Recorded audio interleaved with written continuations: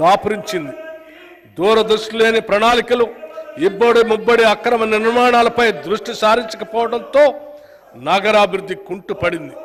కేవలం కొన్ని ఫ్లైఓవర్లు నిర్మించి దానినే అభివృద్ధిగా భ్రమింప చేశారు.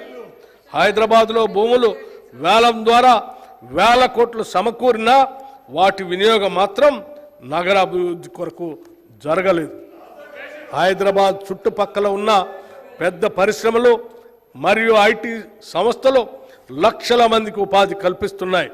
వీటిలో పనిచేసేవారు హైదరాబాద్ నగరం మరియు శివార ప్రాంతాల్లో నివసిస్తూ వారు పనిచేసే ప్రాంతానికి రోజు దూర ప్రయాణం చేస్తూ ఉంటారు. పనిచేసే ప్రాంతానికి దగ్గరగా నివాసాలు ఉంటే ఎన్నో ప్రయోజనాలు ఉంటాయి.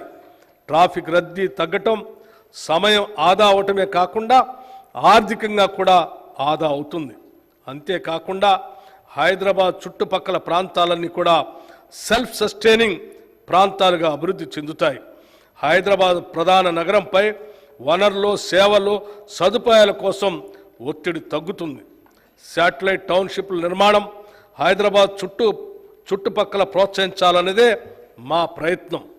ఈ టౌన్షిప్లలో సరసమైన ధరల్లో పేద మరియు మధ్యతరగతి వారికి అనుకూలమైన నివాస గృహాల నిర్మాణాలని ప్రోత్సహిస్తాం.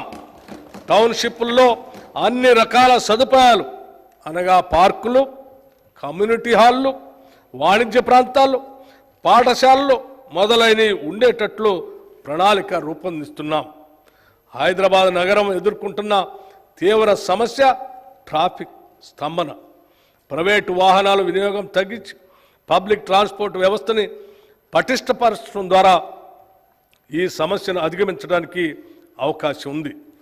దానిలో మెట్రో రైలు వ్యవస్థ అతి ముఖ్యమైనది. ప్రస్తుతం 3 ట్రాఫిక్ కారిడార్లలో మెట్రో సౌకర్యం ఉంది. మెట్రో మొదటి దశలో కలిగిన అనుభవాల దృష్ట్యా ప్రభుత్వం 2వ దశ ప్రతిపాదనలను సమీక్షించి వాటిని సవరించి కొత్త ప్రతిపాదనను రూపొందించింది. వివిధ వర్గాల అవసరాలను తీర్చడంతో పాటు నగరంలోని అన్ని ప్రాంతాలు సమానంగా అభివృద్ధి చెందాలన్న లక్ష్యంతో ప్రభుత్వం 78.4 కిలోమీటర్ల పొడవు ఉన్న 5 ఎక్స్టెండెడ్ కారిడార్లను 24,042 కోట్ల రూపాయలతో అభివృద్ధి పరుస్తుంది. ఇందులో భాగంగా మెట్రో రైలుని పాత నగరానికి పొడిగించి దాన్ని శంషాబాద్ విమానాశ్రయానికి అనుసంధానం చేస్తాం.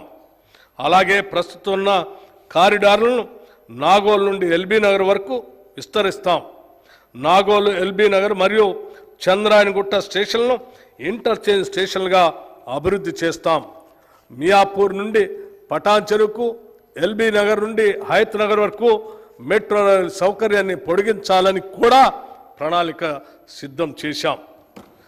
హైదరాబాద్ విపత్తు నివారణ మరియు ఆస్తుల పరిరక్షణ సంస్థ హైడ్రా రాష్ట్ర ప్రభుత్వం నగరాభివృద్ధిపై ప్రత్యేక దృష్టి పెట్టింది. హైదరాబాద్ మరియు ఔటర్ రింగ్ రోడ్డు వరకు గల ప్రాంతాలను కోర్ అర్బన్ రీజియన్గా గుర్తించి వాటి అభివృద్ధికి ప్రత్యేకంగా ప్రణాళికలు తయారు చేస్తున్నాం. ఈ